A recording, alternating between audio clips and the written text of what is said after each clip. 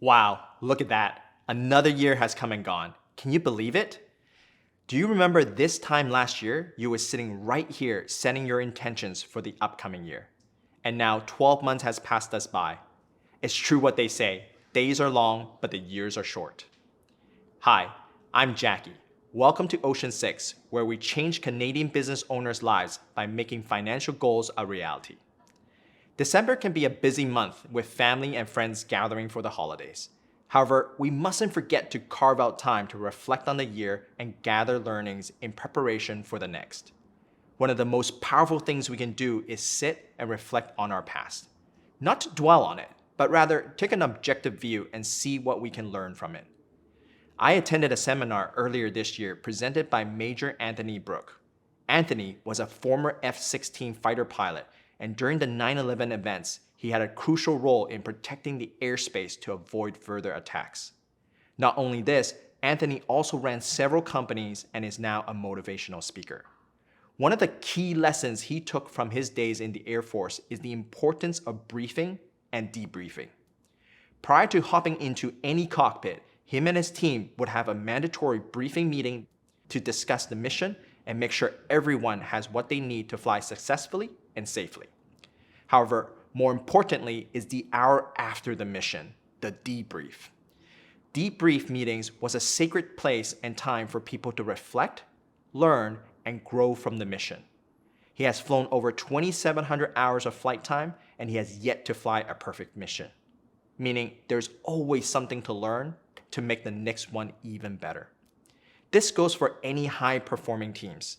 The debrief is more important than the brief. Year-end reflections are the same.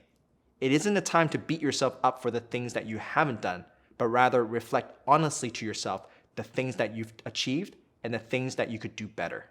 This is the true mindset of any thriving entrepreneur of everlasting growth. What I find useful is taking time out during these busy holidays to sit with myself and reflect on the 4 main areas. Number 1, finding the blessings and gratitude. Maybe in your mind you didn't have a great year. You missed your targets or you didn't end up accomplishing what you've set out to do. Perhaps there was other fires to fight that kept you away from achieving your goals. Or maybe it was an amazing year and you accomplished everything on your list and gone further than you had thought. No matter what kind of year you had, there are many blessings, and if we train our minds to focus on the good parts, it will motivate us to keep on going. Look at how far you've come and how much more you've achieved than someone who hasn't set out any goals for themselves. Running a successful business, juggling family commitments, and carving time for yourself means you've got a lot of balls in the air. So pat yourself on the back for making it happen and celebrate the wins. Write down 100 things you have accomplished or are grateful for. What you'll find is that the first 10 or 20 things are the big items, but then you'll have to really get more granular to find other 80 to 90 things. This is a good exercise to train our brain to look for the small wins and be grateful for them each and every day. Number 2, look at the gains and not the gaps. You know the old saying, we are your own worst critics? It is so true. It is so much easier to reflect on all the things that didn't happen for you. But how about looking at all the gains? Look at all the challenges you have overcome. Strength doesn't come from what you can do, it comes from overcoming the things you thought you couldn't. What challenges held you back for a second, but you found ways to persevere? What lessons have you learned? How did you show up in the times of scarcity or fear? Reflecting on the challenges you've overcome throughout the year reminds us of how resilient you really are and how strong you've become. Perhaps you didn't get to the weight loss that you wanted, but you accomplished 30 days fitness challenge that you didn't think was possible.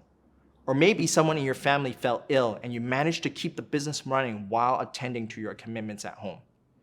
Whatever your challenges are, write them down, reflect on how you showed up, and build up the resilience and confidence to face the next year ahead. Number 3, realign yourself with long-term goals. We believe the first step to your financial freedom is knowing what your financial freedom looks like. That's why we created a free visualization tool to help you set your goals and get excited for them. It's a time for you and your spouse to get together and envision the dream life that you'll be both proud to live. After a calming 20 minutes of visualization, there's a worksheet for you to write down all your goals. We encourage you to visualize your dream life in 9 different areas: physically, financially, spiritually, mentally, skills, relationships, reputation, health, and philanthropy. How clear are you on your life goals?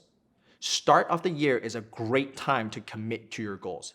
Visit our website, www.ocean6.ca/goals, for your goals visualization and workbook. If you have already done this, take this time to dust off the goals you have written down and realign yourself with it. Perhaps do the visualization again and compare what comes up. Goals will shift over time as lifestyle and priorities change, and that's okay. But I notice each time I realign, there are always 3 to 4 goals that are the same, and that's how I know that they are my top priority goals. Reflecting and realigning myself with these goals help me to get further ahead each year. Number 4, recommit to the goals and write them down. Now comes to the last part. It is time to break down your life goals down into milestones for the next 5, 3, and 1 year from now. What progressions do you need to take to get you there? Break it down. Using weight loss as an example, say you want to lose 50 pounds. You could break this down into a 5-year plan, where losing and maintaining 10 pounds per year is a much more achievable goal. The best way to commit to a goal is to physically take pen to paper and writing it down. Scientifically, it is proven that writing something down commits your brain to it way more than just typing it out. In fact, if you write down your goals in your daily journal each and every day, I guarantee you'll not only achieve your goals faster, but your entire universe shifts towards making that dream into a reality. Try it and see the transformation. A year can be both short and long depending on your perspective. How much you accomplish is within your control. And if you do this reflection each year, your growth will accelerate and compound. Remember, it's progression, not perfection. Keep growing and learning. At Ocean 6, we love to work with business owners because as entrepreneurs ourselves, we understand the journey of growth. If you're feeling stuck and want unbiased, transparent advice, book a call. I'd love to help.